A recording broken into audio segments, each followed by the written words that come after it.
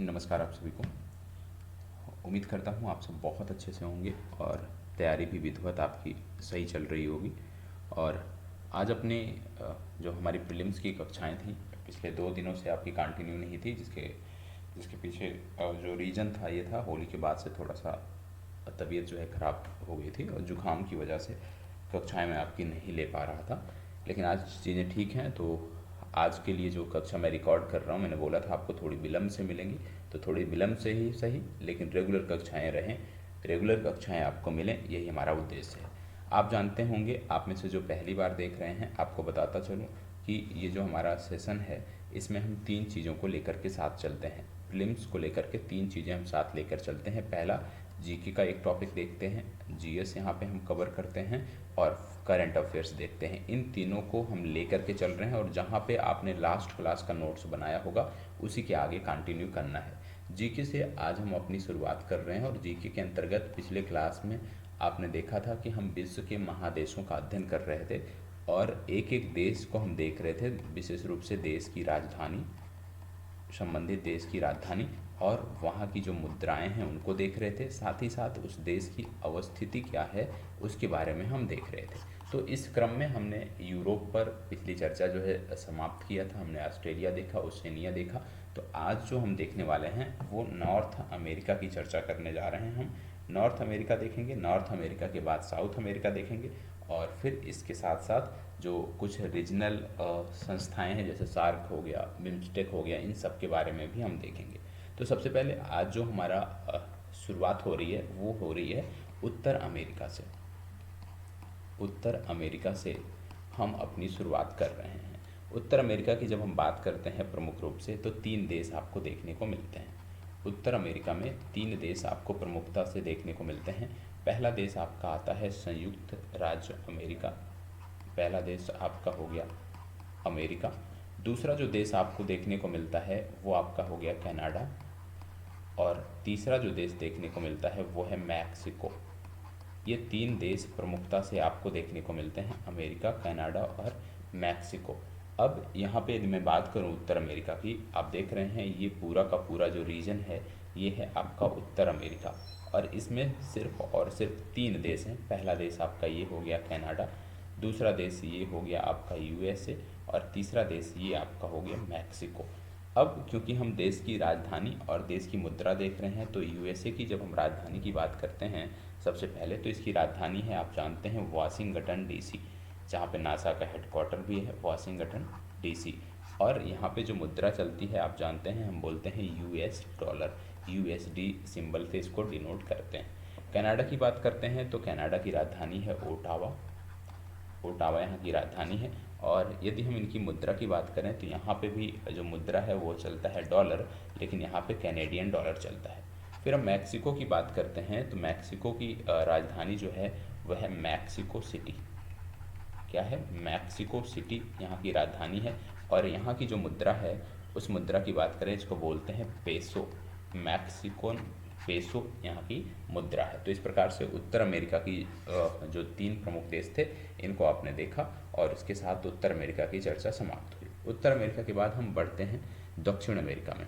ये आपका मैप देखने को मिल रहा है दक्षिण अमेरिका का। दक्षिण अमेरिका में सबसे पहले देश कौन कौन से आते हैं उनको हम देख लेते हैं। तो दक्षिण अमेरिका में प्रमुखता से जो देश आते हैं, सबसे पहला आप देख रहे होंगे अमेजन वर्षा वनों का जो क्षेत्र है इसी देश में आपको देखने को मिलता है, ये है आपका ब्राज़ील। ठीक है, सबसे ज़्यादा क्षेत्रफल पर ये देश फैला है दक्षिण अमेरिका के, ब्राज़ील पहला देश आपको देखने को मिल गया, ब्राज़ील। दूसरा देश यदि हम बात करें तो आपको देखने को मिल गया है, यदि हम थोड़ा सा और आगे चलते हैं तो यहाँ पे देखने को मिल गया है कोलंबिया, दूसरा देश है कोलंबिया। दूसरे देश कोलंबिया के बाद यदि हम आगे बढ़ते हैं तो तीसरा देश आपका है वेनेजुएला, ये आपका है वेनेजुएला। ठीक है, वेनेजुएला के बाद यदि हम आगे बढ़ते हैं तो ये प्रमुख देश है अर्जेंटीना, अर्जेंटीना। अर्जेंटीना के बाद यदि हम आगे बढ़ें तो आपको देखने को मिल रहा है पेरू, ये आपका देश है पेरू। पेरू के बाद अगला जो देश देखने को मिलता है वो है चिले, और चिले जो देश है आप देख रहे होंगे कि दक्षिण अमेरिका के पश्चिमी तट पर ये तटीय देश है। ठीक है, इसकी बहुत लंबी सीमा रेखा जो है वो सागर से लगती है, पैसिफिक ओशियन से लगती है, तो चिली हो गया। चिली के बाद यदि हम बात करें तो एक देश यहाँ पे आता है इक्वाडोर, इक्वाडोर एक देश हो गया। इक्वाडोर के बाद यदि हम बात करते हैं तो बोलीविया भी आपको याद रखने की ज़रूरत है, बहुत महत्वपूर्ण देश है और अक्सर पूछा जाता है। बोलीविया, बोलीविया हो गया। बोलीविया के बाद यदि हम बात करें तो दो देश यहाँ पे देखने को मिलते हैं, एक है उरुग्वे और एक है पराग्वे। यहाँ पे एक प्रश्न पूछा जाता है, ऐसे नाम देके पूछ लिया जाता है कि इनमें से कौन से देश हैं जो दक्षिण अमेरिका में स्थलरुद्ध हैं। तो दक्षिण अमेरिका के स्थलरुद्ध देशों की जब हम बात करते हैं तो बोलीविया और पराग्वे की बात आती है, ये याद रखने की ज़रूरत है। इसके बाद आपको ये देखने को मिलता है गुयाना, एक देश यहाँ पे है गुयाना। गुयाना के बाद अगला जो देश देखने को मिलता है वो आता है ये आपको देश देखने को मिल रहा होगा, एक देश ये है आपका सूरीनाम। तो गुयाना के तुरंत बाद में सूरीनाम और सूरीनाम के बाद में फ्रेंच गुयाना, ठीक है, ये देश आपको देखने को मिलता है। इसके बाद फॉकलैंड आइलैंड की बात आती है।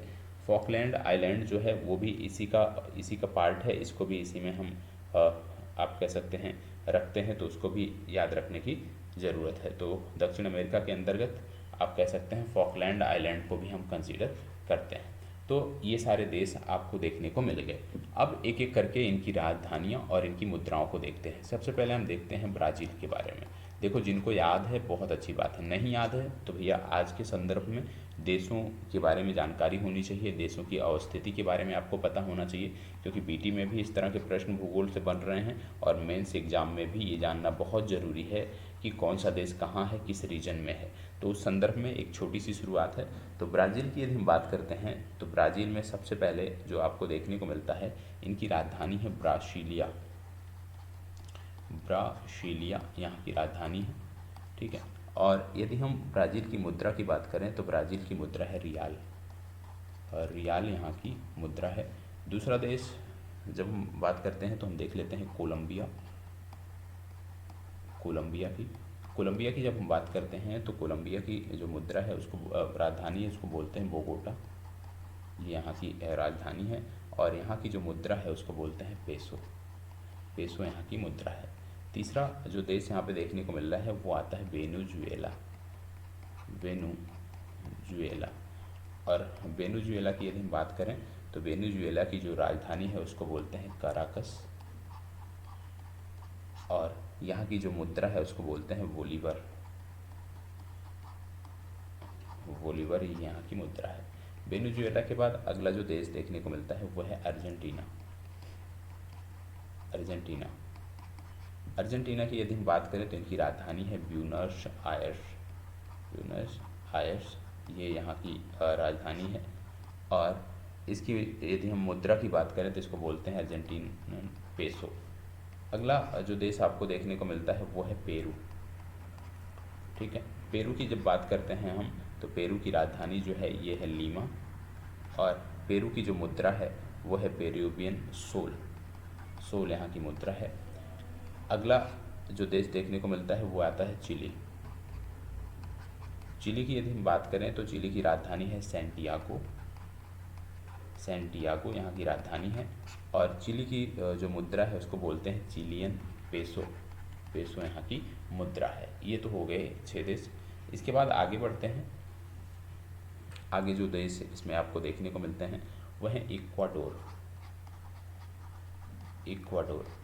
इक्वाडोर की जब हम बात करते हैं तो इसकी राजधानी है क्वेटो, ये यहाँ की राजधानी है। और यहाँ की जो मुद्रा है वो है यूएस डॉलर, यूएसडी यहाँ पे चलती है। इक्वाडोर के बाद फिर अगला आता है बोलीविया की यदि हम बात करते हैं तो बोलीविया की राजधानी जो है वो है सुक्रे, और एक है लापाज। 2 राजधानी है इनकी, सुक्रे और लापाज। और यहाँ की जो मुद्रा है उसको बोलते हैं बोलीवियानो, ये यहाँ की मुद्रा है, ये आपको याद रखना है।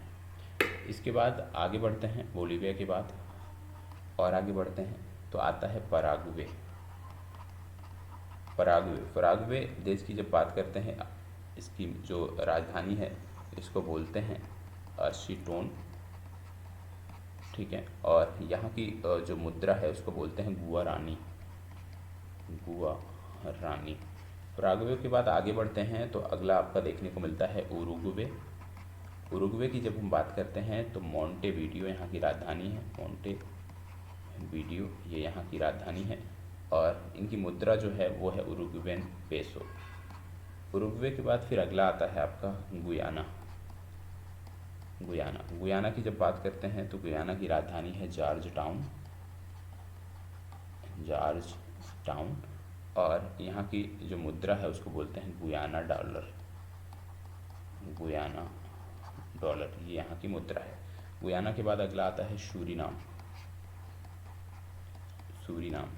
सूरीनाम की बात करें, इसकी राजधानी है पारामारिबो, ये यहाँ की राजधानी है, और इनकी मुद्रा जो है वो है सूरीनाम डॉलर। सूरीनाम के बाद आगे बढ़ते हैं तो फ्रेंच गयाना,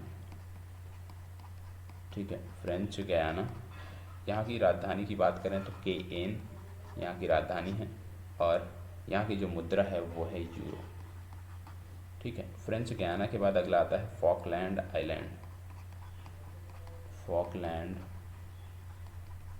आइलैंड। यहाँ पे यदि हम बात करें तो राजधानी है स्टेनली, और यहाँ की जो मुद्रा है वो है यूरो, क्योंकि फ्रांस का जो है आधिपत्य है, तो ये आपको पता होना चाहिए, ठीक है। अब एक चीज़ और यहाँ पे याद रखना है, जैसे यूरो हमने बताया, फ्रेंच गुयाना की है, फॉकलैंड आइलैंड की जो मुद्रा है उसको करेक्ट कर लीजिएगा, इनका है फॉकलैंड द्वीप पाउंड। ये इतनी सारी देशों की मुद्राएं हो गई। अब सबसे ज़्यादा परीक्षा में जो पूछी जाती हैं, एक चीज़ आपके लिए होमवर्क है यहीं से, कि ये जो आपको देखने को मिल रहा है इक्वेटर, आपको देखने को मिल रहा है कि इक्वेटर जो है ये दक्षिण अमेरिका से पास कर रहा है, और इक्वेटर के साथ साथ आप जानते हैं मकर रेखा भी यहाँ से पास करती है, ठीक है, मकर रेखा भी आपको देखने को मिल रहा है कि यहाँ से पास करती है। तो यहाँ से जो प्रश्न बनते हैं भूगोल में, यदि हम उसको देख लें तो सबसे पहले कि मकर रेखा जो है वो किन देशों से होकर गुजरती है, दूसरा विषुवत रेखा किन देशों से होकर गुजरती है, ठीक है, दक्षिण अमेरिका के किन देशों से होकर गुजरती है, तीसरा जो प्रश्न यहाँ से बनता है वो यही कि इनके स्थलरुद्ध देश कौन से हैं, इस महाद्वीप के स्थलरुद्ध जो देश हैं वो कौन से हैं, ये पूछा जाता है। तो ये 3 से 4 टॉपिक हैं जो पूछे जाते हैं, तो ये तीनों पता होना चाहिए, मकर रेखा, विषुवत रेखा, स्थलरुद्ध देश, इन तीनों के बारे में आपको देखना है। ये आपका होमवर्क है कि बताएंगे आप कि मकर रेखा दक्षिण अमेरिका के कितने देशों से होकर गुजरती है, विषुवत रेखा दक्षिण अमेरिका के कितने देशों से होकर गुजरती है, और इसमें स्थलरुद्ध देश कौन से हैं।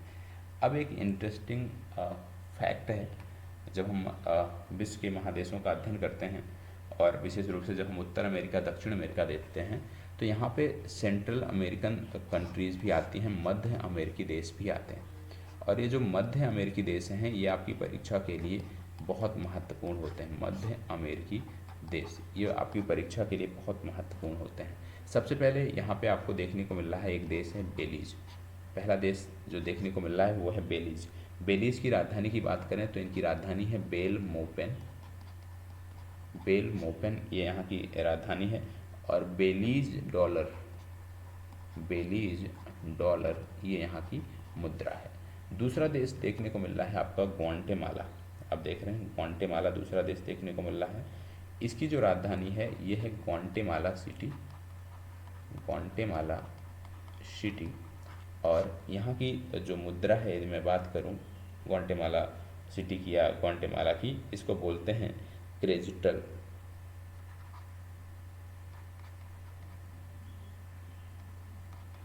ठीक है, क्रेजिटल ये यहाँ की मुद्रा है। ग्वाटेमाला के बाद अगला देश अल सल्वाडोर की यदि हम बात करें तो इनकी राजधानी है सैन सल्वाडोर, ये इनकी राजधानी है। सैन सल्वाडोर के साथ साथ आपको बता दें कि इसमें जो दूसरा आपको फैक्ट याद रखना है मुद्रा के बारे में, तो याद रखना है डॉलर यहाँ की मुद्रा है US डॉलर। इसके बाद बात आता है होंडुरास की यदि हम बात करें तो इनकी राजधानी है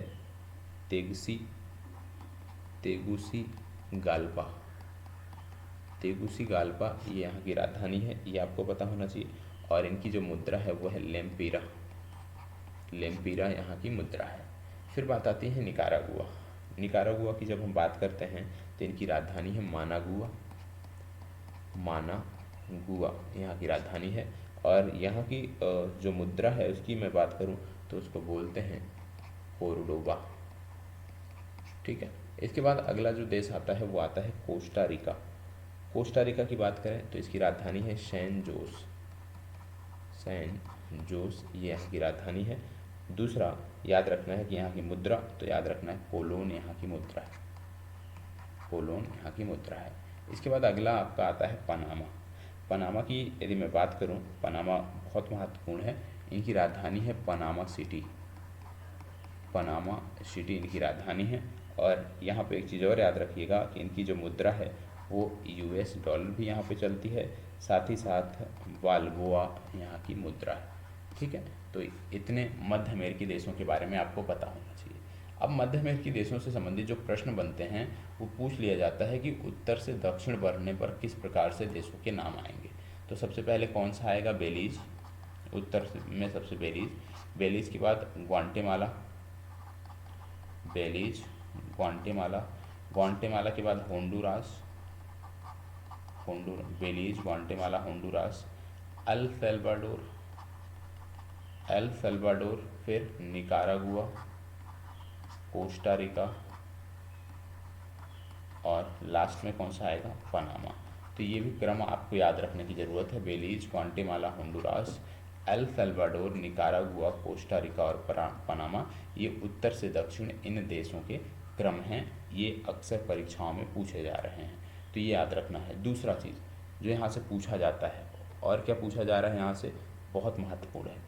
यहाँ से जो दूसरा प्रश्न बन रहा है, आप देख रहे हैं ये मध्य अमेरिकी देश हैं। ठीक है। मध्य अमेरिकी देशों के पश्चिम में यदि हम बात करें, इस दिशा में जब हम बात कर रहे हैं, तो यहाँ पे कौन है? पैसिफिक। पैसिफिक ओशियन आपको देखने को मिलता है। और इनके पूरब में जब आप देखते हैं तो पूरब में इनके आपको देखने को मिलता है अटलांटिक। अटलांटिक ओशियन आपको देखने को मिलता है। तो एक तरफ आप देख रहे हैं पैसिफिक ओशियन आपको देखने को मिल रहा है, और दूसरी तरफ आप देख रहे हैं अटलांटिक ओशियन आपको देखने को मिल रहा है। ठीक है। तो पैसिफिक ओशियन और अटलांटिक ओशियन, ये दो चीज़ें आपको देखने को मिल रही है। तो यहाँ से एक प्रश्न बनता है कि मध्य अमेरिकी कितने देश हैं? मध्य अमेरिका के वो कौन कौन से देश हैं जो अटलांटिक से भी सीमा साझा करते हैं, जो अटलांटिक से भी सीमा साझा करते हैं, और अटलांटिक के साथ साथ आपके पैसिफिक से भी सीमा साझा करते हैं। तो ऐसे देशों में यदि आप देखोगे तो पनामा आता है। पनामा भी अटलांटिक से भी सीमा साझा कर रहा है और पैसिफिक से भी कर रहा है। कोस्टा रिका है, ये भी दोनों तरफ सीमा साझा कर रहा है। निकारागुआ है, ये भी दोनों तरफ सीमा साझा कर रहा है। ठीक है। अब यदि हम बात करें होंडुरास की, तो होंडुरास भी दोनों तरफ सीमा साझा कर रहा है। यहाँ पे थोड़ी सी सीमा है इसकी पैसिफिक से, और ये पूरा का पूरा रीजन अटलांटिक से। तो आप देख रहे होंगे Honduras, Nicaragua, Costa Rica, Panama, ये देश हैं जो दोनों तरफ आपको देखने को मिलते हैं, दोनों तरफ जिनकी सीमाएं आपको देखने को मिल रही होंगी। अब यदि आपसे पूछ लिया जाए कि इनमें कौन से देश ऐसे हैं जो सिर्फ और सिर्फ या तो पैसिफिक से सीमा साझा करते हैं या अटलांटिक से सीमा साझा करते हैं, तो आपको देखने को मिला बेलीज। बेलीज सिर्फ और सिर्फ देख रहे हैं कि अटलांटिक ओशन से लगा हुआ है। और दूसरी तरफ जब हम बात करते हैं एल सल्वाडोर की, तो एल सल्वाडोर जो है ये सिर्फ और सिर्फ पैसिफिक से सीमा साझा कर रहा है। इस तरह से हमें पढ़ने की चीज़ों को ज़रूरत है। आगे बढ़ते हैं। अब हम बात कर रहे हैं यहाँ पे आसियान देशों के बारे में। किसके बारे में बात कर रहे हैं हम बात कर रहे हैं आसियान देशों के बारे में। आसियान देशों के बारे में हम बात कर रहे हैं। आसियान देशों की जब हम बात करते हैं तो इसमें आप जानते हैं कुल 10 देश आपको देखने को मिलते हैं। अब ये 10 देश कौन कौन से हैं? पहला आपका है म्यांमार, दूसरा है लाओस, तीसरा है थाईलैंड, चौथा है कंबोडिया, पाँचवां है वियतनाम, छठवां है फिलीपींस, सातवां है ब्रुनेई और आठवां है मलेशिया, नौवां है सिंगापुर और 10वां है इंडोनेशिया। ये 10 देश आपको देखने को मिलते हैं। मतलब आसियान जो है ये 10 देशों का एक संगठन है। अब एक एक करके इन देशों की राजधानी हम देख लेते हैं। जैसे पहला हम देखेंगे म्यांमार। म्यांमार की बात करें तो इनकी राजधानी है नेपीदा। नेपीदा यहाँ की राजधानी है, ठीक है। और यहाँ की जो मुद्रा है उसको बोलते हैं बर्मिस क्यार्ड, तो क्यार्ड जो है ये यहाँ की मुद्रा हो गई। इसके बाद हम दूसरा देश देख लेते हैं वियतनाम। वियतनाम की जब हम बात करते हैं तो इनकी राजधानी है हनोई। हनोई वियतनाम की राजधानी है और यहाँ की जो मुद्रा है इसको बोलते हैं डोंग। तो वियतनाम की मुद्रा क्या हो गई, डोंग हो गई। इसके बाद आगे जब हम बढ़ते हैं तो अगला देश लाओस यहीं पे है, लाओस को देख लेते हैं। लाओस की यदि हम बात करें तो इनकी राजधानी है वियन तियाने। वियन तियाने ये यहाँ की राजधानी है, वियन तियाने यहाँ की राजधानी है, ठीक है। और इसमें एक चीज़ और याद रखिएगा, इनकी मुद्रा क्या है, लाओ किप। लाओ किप ये यहाँ की मुद्रा है। इसके बाद हम बढ़ते हैं थाईलैंड की तरफ। थाईलैंड की तरफ जब हम बढ़ते हैं तो हम देखने को पाते हैं कि इनकी राजधानी है बैंकॉक। बैंकॉक यहाँ की राजधानी है और यहाँ की जो मुद्रा है उसको बोलते हैं थाई बात। थाई बात ये यहाँ की मुद्रा है। वियतनाम के बाद, थाईलैंड के बाद हम पहुँचते हैं कंबोडिया। कंबोडिया की जब हम बात करते हैं तो कंबोडिया में आपको देखने को मिलता है नोम पेन। नोम पेन ये यहाँ की राजधानी है और याद रखिएगा इनकी जो मुद्रा है वो जो है कंबोडियन रियल, ये यहाँ की मुद्रा है। फिलीपींस की यदि हम बात करते हैं तो फिलीपींस की राजधानी आप सबको पता है, कई सारे संस्थाओं का यहाँ पे हेडक्वार्टर है, ये है मनीला। फिलीपींस की राजधानी है मनीला और यहाँ पे जो मुद्रा चलती है उसको बोलते हैं फिलिपीनियन पेसो, ये यहाँ की मुद्रा है। अगला देश आता है ब्रुनेई। ब्रुनेई की जब हम बात करते हैं तो ब्रुनेई की जो राजधानी है उसको बोलते हैं बंदर शेरी बागवान। बंदर शेरी बेगवान, बंदर शेरी बेगवान ये यहाँ की मुद्रा है और यहाँ पे जो डॉलर चलता है उसको बोलते हैं ब्रुनेई डॉलर। Brunei dollar. इसके बाद बात आती है मलेशिया की, ठीक है, बात आती है मलेशिया की। मलेशिया की जो राजधानी है इसको बोलते हैं कुआलालंपुर, ठीक है। मलेशिया की जो राजधानी इसको बोलते हैं कुआलालंपुर और यहाँ पे जो मुद्रा है उसको बोलते हैं रिंगित। रिंगित ये यहाँ की मुद्रा है। इसके बाद आगे बढ़ते हैं तो हम देखते हैं इंडोनेशिया के बारे में। इंडोनेशिया की जब बात करते हैं तो इसकी जो राजधानी है वो है जकार्ता और इसमें आपको याद रखना है कि इंडोनेशियन रुपया जो है ये यहाँ की मुद्रा है।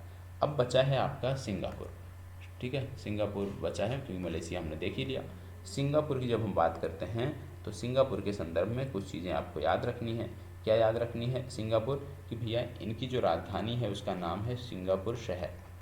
सिंगापुर शहर ये यहाँ की राजधानी है और यहाँ की जो मुद्रा है उसको बोलते हैं सिंगापुरियन डॉलर, ये यहाँ की मुद्रा है। तो इस प्रकार से आपने आसियान देशों के बारे में जानकारी कर लिया कि आसियान संगठन में कौन कौन से देश आते हैं, कितने देश आते हैं और उनकी राजधानी क्या है, उनकी अवस्थिति क्या है, ये आपने देख लिया। कल जब हम सेशन प्रारंभ करेंगे तो उसमें हम जीके के अंतर्गत सार्क देशों से अपनी चर्चा को प्रारंभ करेंगे। कल सबसे पहले हम सार्क देशों के बारे में देखेंगे, फिर एशिया में हम आएंगे और एशिया के एक भाग पूर्व एशिया की चर्चा करेंगे, पूर्व एशिया के बाद पश्चिम एशिया की चर्चा करेंगे। इतनी चर्चा कल के जीके के सेशन में आपको मिलेगी। अब आगे बढ़ते हैं और आज के करंट अफेयर्स घटनाक्रम को अब यहाँ पे हम देख लेते हैं। करंट अफेयर्स घटनाक्रम की जब हम बात करते हैं, करंट अफेयर्स घटनाक्रम की जब हम बात करते हैं तो आज, क्योंकि मैंने आपको बोला था कि कुछ दिन आपको प्रश्नोत्तरी के रूप में देखने को मिलेगा और कुछ टाइम आपको जो है वो जैसे कि जो मेरा ट्रेडिशनल आप कह सकते हैं पढ़ाने का तरीका है करंट अफेयर्स, उस वे में आपको देखने को मिलेगा। तो आज हम टॉपिक वाइज देखने जा रहे हैं, प्रश्नोत्तरी के रूप में नहीं देखने जा रहे हैं। तो आज का पहला टॉपिक है, एक शब्द प्रयोग किया जाता है P5+1। एक शब्द प्रयोग किया जाता है P5+1 और ये अभी चर्चा में था। अब प्रश्न है कि P5+1 में ये जो 1 है, +1 है, इसका संबंध किस देश से है। P5 तो सब जानते हैं कि यूनाइटेड नेशन में जो परमानेंट मेंबर हैं, 5 अस्थायी सदस्य हैं, उनकी बात होती है। लेकिन जब +1 की बात करते हैं तो ये +1 में कौन सा देश आता है, तो आपको बता दें कि ये जो +1 की हम बात करते हैं इसमें देश आता है जर्मनी। तो जहाँ भी P5+1 का कॉन्सेप्ट आएगा मतलब यूनाइटेड नेशन के 5 अस्थायी सदस्य और जर्मनी आता है। ब्रिटेन आता है। ब्रिटेन के बाद इसमें आपको देखने को मिलता है चाइना। चाइना के बाद इसमें अगला देश आता है फ्रांस और अगला देश आता है यूएसए। ये 5 सदस्य हैं जो सिक्योरिटी काउंसिल के अस्थायी सदस्य होते हैं।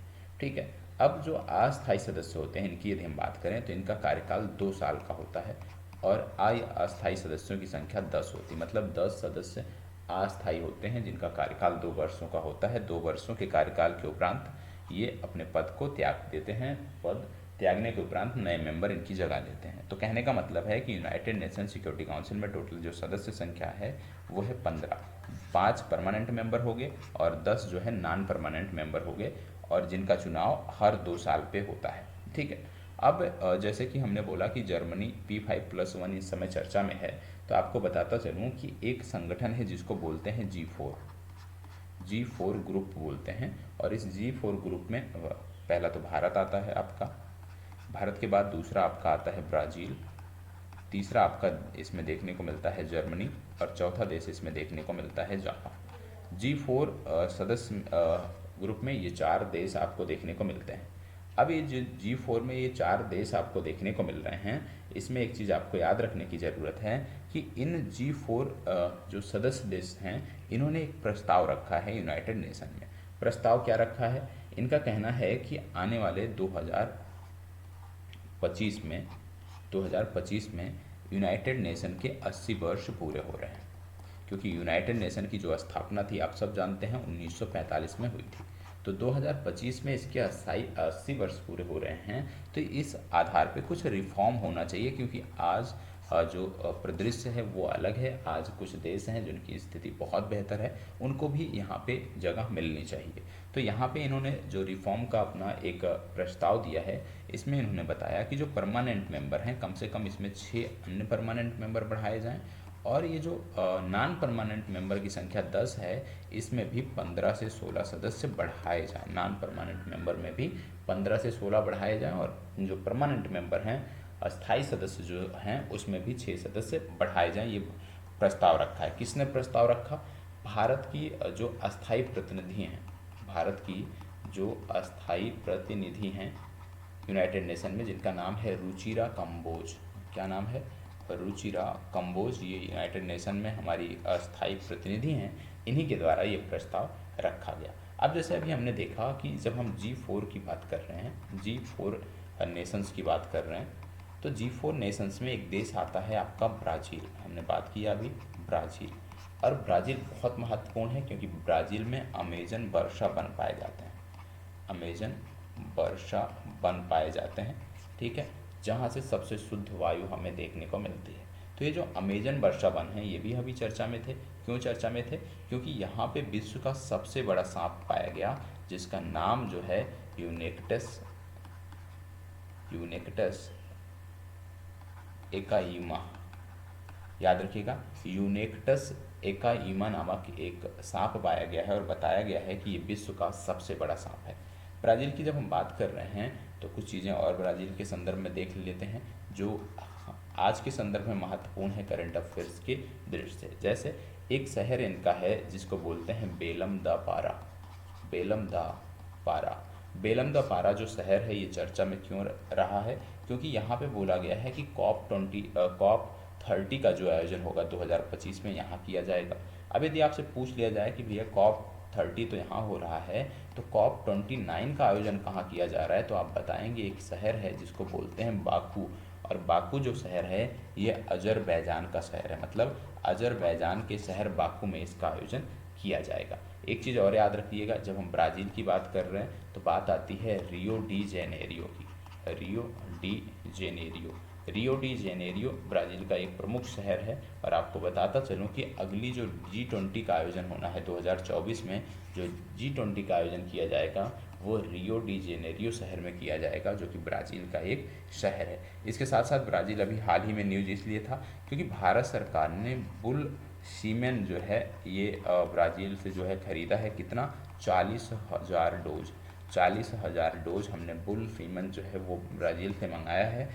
किस किस्म की? तो इसमें गिर नस्ल की हैं और कंकरेज नस्ल की जो गायें हैं उनकी आप कह सकते हैं उनकी नस्ल सुधार के लिए जो है ये सीमन हमने ब्राज़ील से मंगाया है। तो इस संदर्भ में भी ब्राज़ील चर्चा में है, इसको याद रखने की ज़रूरत है। चलिए बढ़ते हैं आगे और देखते हैं दूसरा टॉपिक। और कहीं ना कहीं जो दूसरा टॉपिक आपका है ये भी लिंक है पहले टॉपिक से। टॉपिक संख्या 2 पे जब हम आते हैं, लेकिन ये जैसे मैंने बताया ये लिंक है पहले टॉपिक से। आपने अभी बात किया चाइना की, आपने अभी देखा यूएसए के बारे में कि ये P5 के सदस्य हैं। तो अगला जो फैक्ट है वो इन्हीं से जुड़ा हुआ है। अभी हाल ही में एक रिपोर्ट आई है जिस रिपोर्ट का नाम है global e based monitor 2024 report. ठीक है, global e based monitor 2024 report, और इसका चौथा संस्करण जो है अभी हाल ही में जारी किया गया। इसमें है क्या, इसमें बताया गया है कि 2022 में वैश्विक ई कचरा उत्पादन में 2022 में वैश्विक ई कचरा उत्पादन में जो ई कचरा उत्पादन कुल हुआ है वो 42 अरब किलोग्राम हुआ है। ये क्या रिपोर्ट बताती है कि 2022 में वैश्विक ई कचरा उत्पादन 62 अरब किलोग्राम हुआ है। और ई बेस्ड जनरेशन में सबसे ज़्यादा जिसकी भागीदारी रही है, सबसे ज़्यादा कचरा ई वेस्ट जिसने फैलाया है वो है चाइना।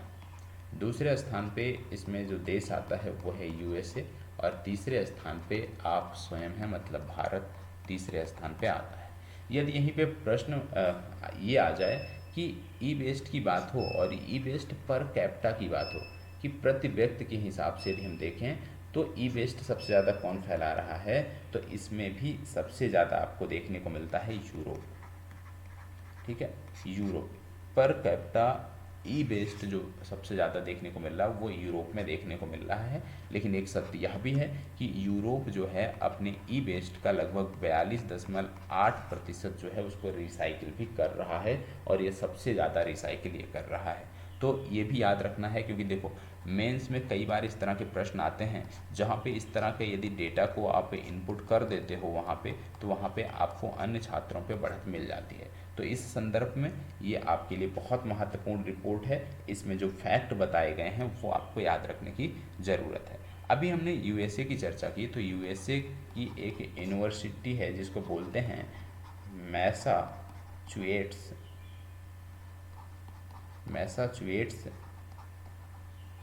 General hospital. ठीक है, इसका नाम क्या है, मैसाचुएट्स जनरल हॉस्पिटल, क्योंकि यहाँ पे मैसाचुएट्स इंस्टीट्यूट भी देखने को मिलता है, लेकिन यहाँ पे बात हो रही है मैसाचुएट्स जनरल हॉस्पिटल की, जिसको हम बोलते हैं MGH। ये चर्चा में था, क्यों चर्चा में था, क्योंकि अभी हाल ही में इन्होंने क्या किया कि सुअर की किडनी, याद रखिएगा, सुअर की किडनी का ट्रांसप्लांट मानव में किया है। और ये मानव जो है ये जीवित है और इसकी जो किडनी है वो भली भांति काम कर रही है। तो अपने आप में एक बड़ी उपलब्धि है साइंस की, तो इसलिए इसको भी याद रखने की ज़रूरत है कि सुअर की किडनी का ट्रांसप्लांट मानव में किया गया। और ये पहला सफल प्रत्यारोपण भी आप कह सकते हैं, पहला सफल प्रत्यारोपण वैश्विक स्तर पर आपको देखने को मिल रहा है।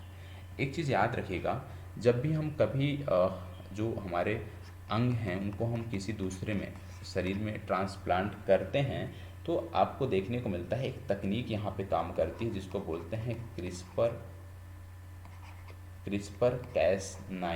क्रिस्पर-Cas9 जो तकनीक है, इससे उसको पहले ट्रीट करते हैं, जीन एडिटिंग इससे करते हैं, और जीन एडिटिंग के बाद ही हम किसी व्यक्ति में जब अंग प्रत्यारोपण करना होता है तो वो प्रक्रिया हम संपन्न करते हैं। अब यहाँ पे एक टर्मिनोलॉजी है जो आपको पता होना चाहिए। आपने देखा कि सुअर की किडनी मानव में ट्रांसप्लांट की जा रही है, मतलब यहाँ पे आप देख रहे हैं कि एक प्रजाति का अंग दूसरे प्रजाति में ट्रांसप्लांट किया जा रहा है, एक प्रजाति का अंग दूसरे प्रजाति में ट्रांसप्लांट किया जा रहा है। तो इस विधि को कहते क्या हैं, इसको बोलते हैं जीनो ट्रांसप्लांटेशन। क्या बोलते हैं, जीनो ट्रांसप्लांटेशन। तो याद रखिएगा, जीनो ट्रांसप्लांटेशन का मतलब क्या हो गया, एक प्रजाति के अंग को दूसरे प्रजाति के अंग में सेट करना, दूसरे प्रजाति के शरीर में सेट करना, और जब इस प्रक्रिया को हम क्या बोलते हैं, जीनो ट्रांसप्लांटेशन। ये भी याद रखना है, बहुत ही महत्वपूर्ण शब्द ये है। ठीक है, अब आगे बढ़ते हैं और देखते हैं आज का अगला टॉपिक। आज का अगला जो टॉपिक है वो संबंधित है मूल्य स्थिरीकरण कोष से। किससे संबंधित है? मूल्य स्थिरीकरण कोष। अब ये होता क्या है? मूल्य स्थिरीकरण कोष क्या होता है? इसी को इंग्लिश में बोलते हैं price stabilisation fund. Price stabilisation fund. और इसकी आप कह सकते हो जो स्थापना हुई थी, इस फंड को जब बनाया गया था तो 2014-15 में बनाया गया था। ये फंड बनाया क्यों गया? ये फंड इसलिए बनाया गया कि कुछ आवश्यक वस्तुएं ऐसी होती हैं जो रोज़मर्रा की ज़रूरतें होती हैं, आम आदमी की ज़रूरतें होती हैं, उनका दाम ना बढ़े। तो वस्तुओं का दाम नियंत्रित करने के लिए जो है इस कोष का निर्माण किया गया। इसमें बफर कोष होता है जिसमें उस जो भी इसके अंतर्गत आते हैं उनका भंडारण किया जाता है, और जब मूल्य बढ़ता है तो बाज़ार में उनको दे दिया जाता है, बाज़ार को उनको सौंप दिया जाता है, जिससे दाम नियंत्रित करने में मदद मिलती है। अब इसमें अभी तक यदि हम बात करें मूल्य स्थिरीकरण कोष के अंतर्गत, इस बास्केट में अभी तक टमाटर, आलू, प्याज और दालें आती थी। दालों में भी कुछ जैसे अरहर हो गई, उड़द हो गया, ऐसे कुछ दालें इसमें आती थी। तो टमाटर, आलू, प्याज और दालें इस बास्केट के अंतर्गत आती थी। इनके दाम जब अनियंत्रित हो जाते हैं तो सरकार अपने बफर कोष से इनको मार्केट में डालती है, जिससे जो मूल्य है उनको रोकने में हमें सफलता मिलती है। अब ये चर्चा में क्यों था? क्योंकि अब सरकार ने गेहूं और चावल को भी इसमें डाल दिया है। इस बास्केट में गेहूं और चावल को भी डाल दिया है। मतलब गेहूं और चावल के दाम यदि बहुत तेज़ी से बढ़ते हैं या घटते हैं तो वहाँ पे सरकार इसको कंट्रोल करे। तो बढ़ते हैं तो सरकार इसमें अपने जो आप कह सकते हैं रिजर्व है उससे मार्केट में डालेगी और उनके मूल्य को नियंत्रित करेगी। तो अभी ये याद रखने की ज़रूरत है कि कौन कौन से इसमें डाले गए हैं। तो टमाटर, आलू, प्याज और दालें पहले से थी, गेहूं और चावल इसमें अतिरिक्त डाले गए हैं, ये याद रखने की ज़रूरत है। अभी हम फसलों की बात कर रहे थे, अनाजों की बात कर रहे थे। तो आप जानते हैं मटर, मटर में अभी हाल ही में एक रोग पाया गया है और इस रोग को जो नाम दिया गया है वो है विट्स ब्रूम। Witches broom. और विट्स ब्रूम नामक जो रोग है एक कवक जनित, एक कवक वाला रोग है, फंगी है, ठीक है। और ये मटर की फसलों का रोग है। और मटर की जो फसलों का ये रोग है इसको खोज किसने निकाला? चौधरी चरण सिंह। याद रखिएगा संस्थान कौन सा है? चौधरी चरण सिंह हरियाणा एग्रीकल्चर यूनिवर्सिटी, ठीक है। तो ये आपको याद रखने की ज़रूरत है, जो कि हिसार में है। इस विश्वविद्यालय के जो शोधकर्ता थे उन्होंने मटर में एक नए रोग की खोज की है, इसको आपको याद रखने की ज़रूरत है, ठीक है। अब रोग का नाम आपने देख लिया। अब ये रोग किसके कारण फैलता है यदि आपसे पूछ लिया जाए तो याद रखिएगा कैंडिडेटस, कैंडिडेटस फाइथोप्लाज्म एस्टरिस, ठीक है। कैंडिडेटस फाइथोप्लाज्म एस्टरिस, ये जो आप कह सकते हैं फंगस है जिसके कारण ये रोग होता है, और रोग का नाम है विट्स ब्रूम, ये याद रखने की ज़रूरत है। तो एक टॉपिक आपने ये भी देखा। अब इसी में कुछ चीज़ें आगे हैं जो हम देखने जा रहे हैं। आप जानते होंगे कि हमारा एक पड़ोसी देश है जिसका नाम है भूटान, और भारतीय प्रधानमंत्री ने अभी हाल ही में भूटान दौरा भी किया था। भूटान की जो राजधानी है उसको बोलते हैं थिम्पू, और यहाँ की जो मुद्रा है उसको बोलते हैं नगुल ट्रम। नगुल ट्रम यहाँ की मुद्रा है। आपको बता दें भूटान इसलिए भी चर्चा में है क्योंकि यहाँ पे नए प्रधानमंत्री बने हैं जिनका नाम है शेरिंग तोब्गे। शेरिंग तोब्गे जो है ये यहाँ के नए प्रधानमंत्री हैं, और इन्हीं के द्वारा भूटान का जो सर्वोच्च नागरिक सम्मान है जिसको बोलते हैं order of the Druk Gyalpo, order of the Druk Gyalpo, ये भारतीय प्रधानमंत्री को प्रदान किया गया। तो यदि आपसे पूछ लिया जाए कि order of the Druk Gyalpo किस देश का सर्वोच्च नागरिक सम्मान है तो आप बताएंगे कि ये भूटान का सर्वोच्च नागरिक सम्मान है।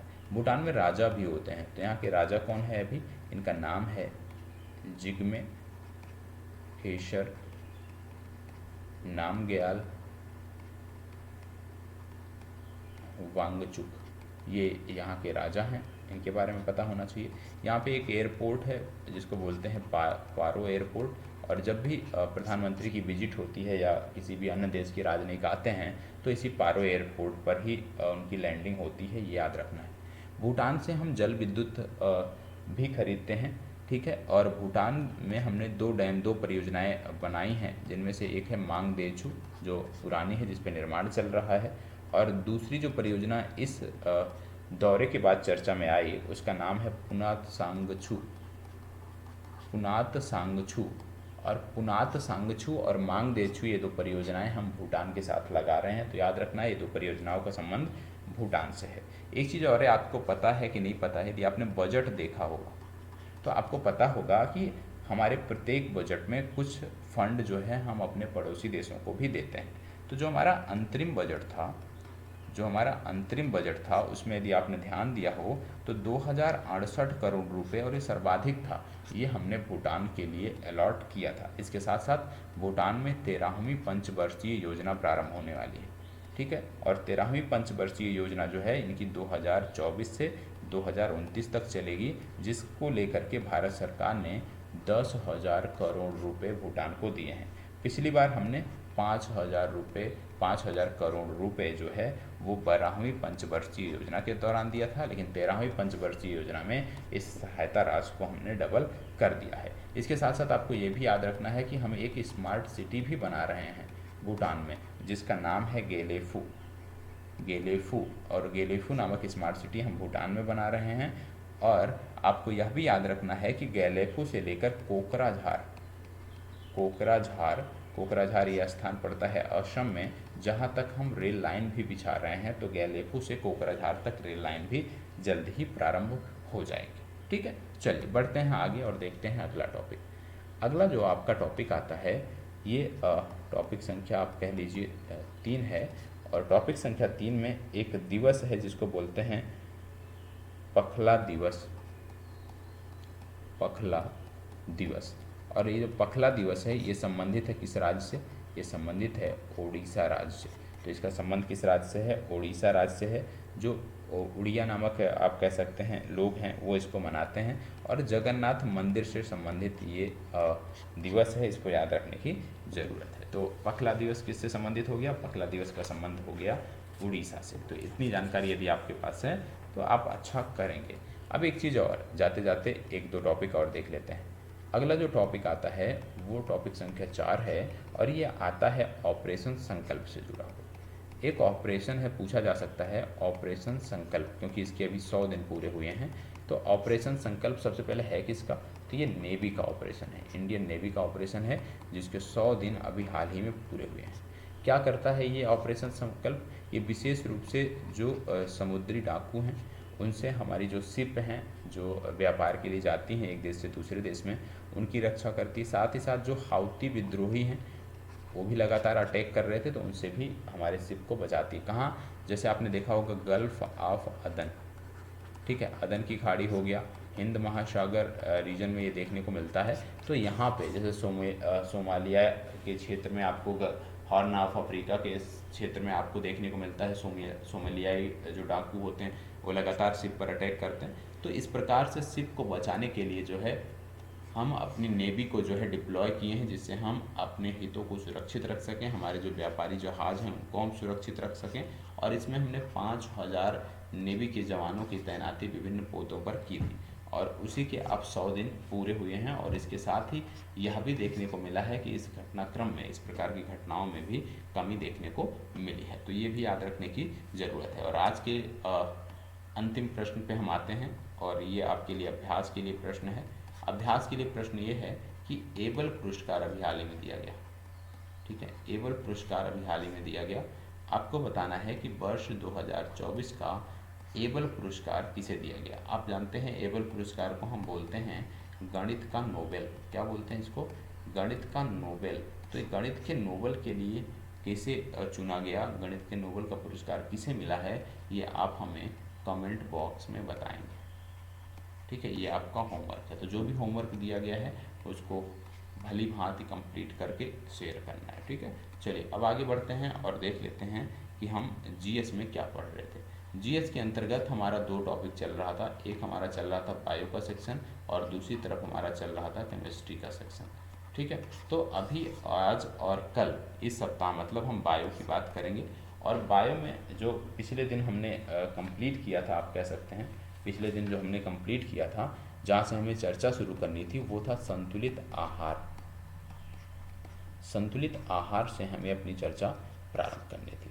संतुलित आहार का मतलब क्या होता है, संतुलित आहार क्यों जरूरी है। सबसे पहले यदि अच्छा पोषण आपको चाहिए तो संतुलित आहार लेना पड़ेगा। संतुलित आहार क्यों जरूरी है, अच्छे पोषण के लिए संतुलित आहार बहुत ज़रूरी है। और संतुलित आहार अच्छे पोषण के लिए ज़रूरी है। और अच्छा पोषण मिलेगा कैसे, अच्छा पोषण के लिए सबसे पहले स्वच्छ वातावरण आपके पास होना चाहिए। वातावरण जहाँ आप रहते हैं वो स्वच्छ होना चाहिए। नियमित आप व्यायाम करते हैं, नियमित आप व्यायाम करते हैं, साथ ही साथ आप संतुलित आहार लेते हैं, संतुलित आहार लेते हैं, तब जाके आपको अच्छा पोषण मिलेगा। ठीक है, अब संतुलित आहार के अंतर्गत आता क्या क्या है। ठीक है, संतुलित आहार के अंतर्गत आता क्या है। संतुलित आहार के अंतर्गत आप देखेंगे तो सबसे पहले आ जाता है कार्बोहाइड्रेट, हमारे शरीर के लिए बहुत ज़रूरी है कार्बोहाइड्रेट। ठीक है, कार्बोहाइड्रेट के बाद दूसरा फैट आपको देखना है, फैट के बाद तीसरा प्रोटीन आपको देखना है। ठीक है, प्रोटीन के बाद अगला विटामिन्स आपको देखना है, विटामिन्स के बाद अगला आपको मिनरल्स देखना है, मिनरल्स के बाद अगला आपको जो देखना है वो है रेशेदार फाइबर्स, रेशेदार पाच्य पदार्थ, और अगला आपका है जल। ठीक है, इसके अतिरिक्त ETC आप लिख सकते हो। तो संतुलित आहार के लिए हमें जो हम भोजन लेते हैं उसमें कार्बोहाइड्रेट की उचित मात्रा होनी चाहिए, फैट की उचित मात्रा होनी चाहिए, प्रोटीन होना चाहिए, विटामिन होना चाहिए, मिनरल होना चाहिए, और आप कह सकते हैं रेशेदार जो फैक्ट हैं, तथ्य हैं, वो होने चाहिए। मतलब फाइबर आपके भोजन में होना चाहिए, साथ ही साथ जल होना चाहिए। इतनी चीज़ें यदि आपके भोजन में हैं तो आप उस आहार को, उस भोजन को आप संतुलित आहार या संतुलित भोजन कह सकते हो। अब एक एक करके इन्हीं चीज़ों के बारे में हमें पढ़ना है। सबसे पहले हम देखने जा रहे हैं कार्बोहाइड्रेट्स के बारे में, कार्बोहाइड्रेट्स के बारे में हम देखने जा रहे हैं। कार्बोहाइड्रेट्स की जब हम बात करते हैं तो आप जानते हैं कि यह शरीर के लिए एक प्रमुख ऊर्जा स्रोत है। कार्बोहाइड्रेट्स शरीर के लिए एक प्रमुख ऊर्जा स्रोत है, और ये जो है ये carbon hydrogen oxygen, carbon hydrogen oxygen से बने कार्बनिक पदार्थ हैं। इनको पॉलीहाइड्रोक्सी एल, नोट कर लीजिएगा, इनको क्या कहते हैं, इनको बोलते हैं पॉलीहाइड्रोक्सी एल्डिहाइड। ठीक है, पॉलीहाइड्रोक्सी एल्डिहाइड इनको हम कहते हैं, या इन्हीं को हम कीटोन कहते हैं। तो कार्बोहाइड्रेट्स को कीटोन कहते हैं या पॉलीहाइड्रोक्सी एल्डिहाइड कहते हैं। यह स्वाद में कैसे होते हैं, तो ये स्वाद में होते हैं मीठे, स्वाद में मीठे होते हैं। और सामूहिक रूप से यदि हम बात करें तो शर्करा या सैकराइड भी इनको कहा जाता है। ठीक है, प्रकार इनके कौन से होते हैं, पहला इनका प्रकार है मोनोसैकेराइड, मोनोसैकेराइड, मोनोसैकेराइड। दूसरा जो प्रकार है उसको बोलते हैं ओलिगोसैकेराइड। क्या बोलते हैं, ओलिगोसैकेराइड। तीसरा जो है उसको बोलते हैं पॉलीसैकेराइड, पॉलीसैकेराइड। मोनोसैकेराइड, ओलिगोसैकेराइड और पॉलीसैकेराइड ये आपको देखने को मिलते हैं। अब जैसे हम बात कर रहे हैं मोनोसैकेराइड की, एक एक करके हम देखते हैं।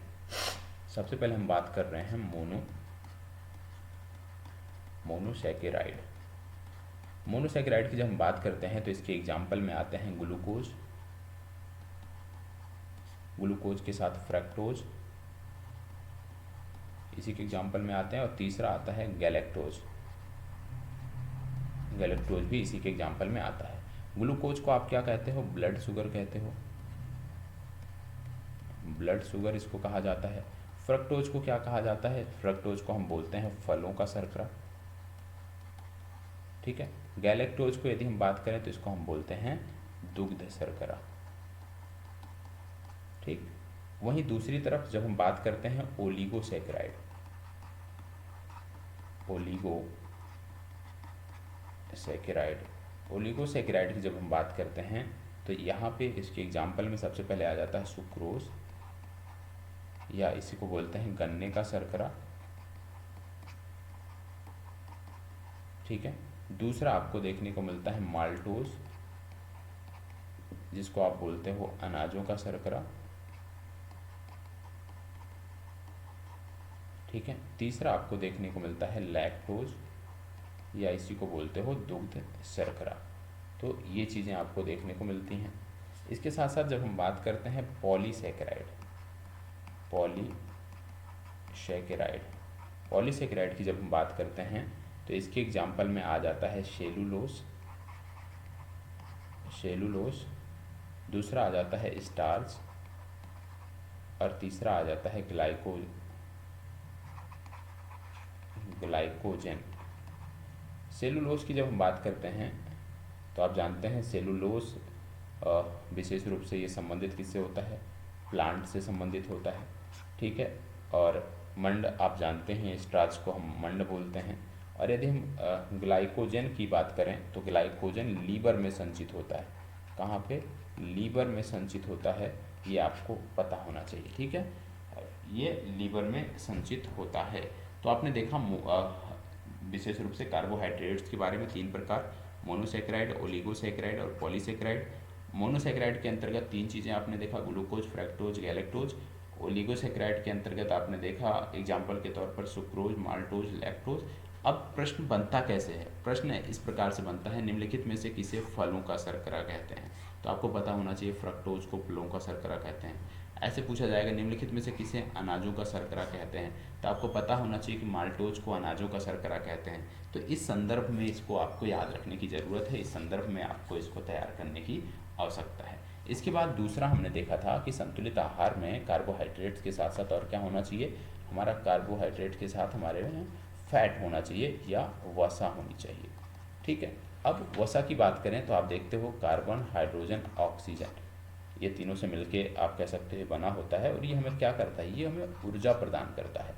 1 ग्राम यदि हम फैट को बर्न करते हैं तो 9.3 कैलोरी एनर्जी जो है हमें प्राप्त होती है। याद रखिए 1 ग्राम फैट से हमें 9.3 कैलोरी जो एनर्जी है वो प्राप्त होती है। फैट की जब हम बात करते हैं, फैट या वसा की हम बात करते हैं, तो ये 3 fatty acid plus 1 glycerol molecule से मिलकर बना होता है। ठीक है। तो याद रखना है कि फैट क्या है? 3 fatty acid plus 1 glycerol molecule से मिलकर ये बना होता है, ये आपको पता होना चाहिए। अब फैट की जब हम बात करते हैं तो फैट में भी 2 प्रकार की आपके देखने को मिलती है। एक है संतृप्त, ठीक है, और दूसरा आपको देखने को मिलता है असंतृप्त। संतृप्त और असंतृप्त। संतृप्त जो है ये ज़्यादा हानिकारक होता है और असंतृप्त जो है ये कम हानिकारक होता है। ज़्यादा हानिकारक, संतृप्त के ज़्यादा हानिकारक होने के पीछे कारण क्या है? तो यहाँ पे याद रखना है कि ये जल्दी जो है गलता नहीं है। संतृप्त जो फैट होता है ये जल्दी गलता नहीं, सेचुरेटेड जो फैट है ये जल्दी गलता नहीं है और ये जाके रक्त नलिकाओं में जमा हो जाता है। कहाँ जमा हो जाता है? रक्त नलिकाओं में जमा हो जाता है। और जब रक्त नलिकाओं में जमा हो जाता है तो क्या होगा? क्योंकि रक्त नलिकाएं क्या हैं? ब्लड को सर्कुलेट करती हैं, तो मतलब ब्लड सर्कुलेशन जो है वो क्या होगा? बाधित होगा। परिणाम स्वरूप आपको देखने को मिलता है हार्ट अटैक, ठीक है, या ब्रेन हेमरेज आपको देखने को मिलता है। तो ये सब क्यों देखने को मिलता है? ये सब संतृप्त फैट की वजह से देखने को मिलता है, क्योंकि ये जाके जो रक्त नलिकाएं हैं उनको ब्लॉक कर देता है और ब्लॉकेज की वजह से आपको ब्रेन हेमरेज या हार्ट अटैक जैसी समस्याएं आपको देखने को मिलती हैं। अब बात आती है ये इतना हानिकारक है तो ये पाया कहाँ जाता है? तो संतृप्त हमें विशेष रूप से जंतुओं से जो उत्पाद प्राप्त करते हो उनमें ये पाया जाता है। जंतुओं से संबंधित जो उत्पाद हैं उसमें पाया जाता है। इसके साथ साथ ये नारियल में भी पाया जाता है। तो जंतुओं से संबंधित जो भी उत्पाद हैं उनमें संतृप्त फैट जो है ज़्यादा पाया जाता है, ठीक है, और नारियल में ये पाया जाता है। असंतृप्त की बात करें, क्योंकि ये कम हानिकारक होता है, तो ये सूरजमुखी का तेल हो गया आपका, सूरजमुखी हो गया, ठीक है, सूरजमुखी हो गया, सरसों हो गया, इनमें पाया जाता है। तो कहने का मतलब यदि हमें फैट यूज करना है, क्योंकि फैट तो यूज ही करना है, हमें अनिवार्य है फैट लेना है, तो हमें प्रयास करना चाहिए कि ज़्यादा से ज़्यादा हम असंतृप्त फैट का सेवन करें। मतलब सरसों के तेल से जो फैट मिल जाता है सब्जियों के माध्यम से, दालों के माध्यम से, या सूरजमुखी का जो तेल है इसके माध्यम से जो फैट मिलता है उसका हम प्रयोग करें। और जानवरों से जो संबंधित उत्पाद हैं उनका प्रयोग कम से कम करें, क्योंकि वहाँ पे असंतृप्त फैट की जो मात्रा है वो ज़्यादा होती है। ठीक है, अब आगे बढ़ते हैं। तीसरा और क्या आवश्यक है संतुलित आहार में, और क्या आता है संतुलित आहार में? आता है प्रोटीन। ठीक है, प्रोटीन भैया मसल्स बिल्डिंग के लिए बहुत आवश्यक है। तो प्रोटीन, सबसे पहले प्रोटीन की कमी से रोग क्या होता है? तो प्रोटीन की कमी से एक रोग होता है, बच्चे कुपोषण के शिकार होते हैं, और इसको बोला जाता है क्वाशियर क्योर। ठीक है, जहाँ पे बच्चे कुपोषण के शिकार होते हैं, या इसी को बोलते हैं मेरास्मस। ठीक है, तो ये याद रखना है जो प्रोटीन की कमी से होने वाले रोग हैं। प्रोटीन क्या है? प्रोटीन विशेष रूप से चैन ऑफ एमिनो एसिड है। क्या है? चैन ऑफ एमिनो एसिड को हम क्या बोलते हैं? प्रोटीन। इसमें कार्बन, हाइड्रोजन, ऑक्सीजन और नाइट्रोजन विशेष रूप से सम्मिलित होते हैं। 1 ग्राम प्रोटीन की यदि हम बात करें, 1 ग्राम प्रोटीन की बात करें, तो उससे 4.2 कैलोरी जो है वो ऊर्जा प्राप्त होती है। तो 1 ग्राम प्रोटीन से 4.3 कैलोरी, और यदि हम 1 ग्राम फैट की बात करें तो 9.3 कैलोरी आपको प्राप्त होती है। ठीक है, अब इसके बाद अगला जो हमारे शरीर के लिए सबसे ज़्यादा आवश्यक है वो क्या है? अगला आप जानते हैं वो है विटामिन। क्या आता है? विटामिन। विटामिन अगला आता है। विटामिन की जब हम बात करते हैं तो आप जानते हैं थोड़े से फैक्ट, और यदि मैं देख लूँ तो आपको पता होना चाहिए। फैट के बारे में थोड़ा सा हम देख लेते हैं, फैट के बारे में थोड़ा सा फैक्ट देख लेते हैं। आप जानते हैं वसा के कारण क्या होता है? कोलेस्ट्रॉल का निर्माण होता है। कोलेस्ट्रॉल का निर्माण जो है ये वसा के कारण होता है, और कोलेस्ट्रॉल जो है ये गुड भी होता है और बैड भी होता है। कोलेस्ट्रॉल गुड भी होता है और बैड भी होता है। गुड कोलेस्ट्रॉल जो है ये हार्मोन्स का निर्माण करता है। ठीक है, और आप जानते हैं एक विशेष रूप से टेस्टोस्टेरोन और प्रोजेस्टेरोन बोलते हैं, इनके लिए भी जिम्मेदार होता है। तो ये विशेष रूप से हार्मोन्स का निर्माण करता है। और जब हार्मोन्स की हम बात करते हैं तो 2 की बात आती है, पहला है टेस्टोस्टेरोन और प्रोजेस्टेरोन। इन सब के लिए जो जिम्मेदार है वो कौन है? गुड कोलेस्ट्रॉल जो है इनके लिए जिम्मेदार है। ठीक है, तो इतनी जानकारी यदि आपको है तो निश्चित तौर पे आप यदि फैट से संबंधित कोई भी प्रश्न आएगा तो आप कर ले जाएंगे। फैट के बाद फिर बात आती है विटामिन, क्योंकि विटामिन भी हमारे लिए ज़रूरी है।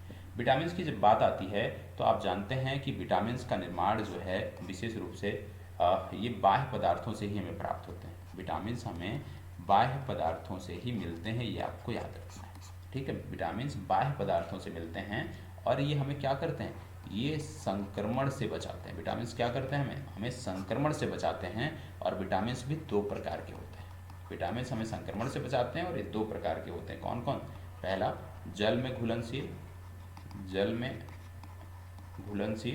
और दूसरा आपको देखने को मिलता है वसा में घुलनशील। जल में घुलनशील और वसा में घुलनशील। जल में घुलनशील की बात करते हैं तो बी और सी की बात आती है, विटामिन बी और विटामिन सी की बात आती है। और यदि हम वसा में घुलनशील की बात करें तो ए, डी, ई, के की बात आती है।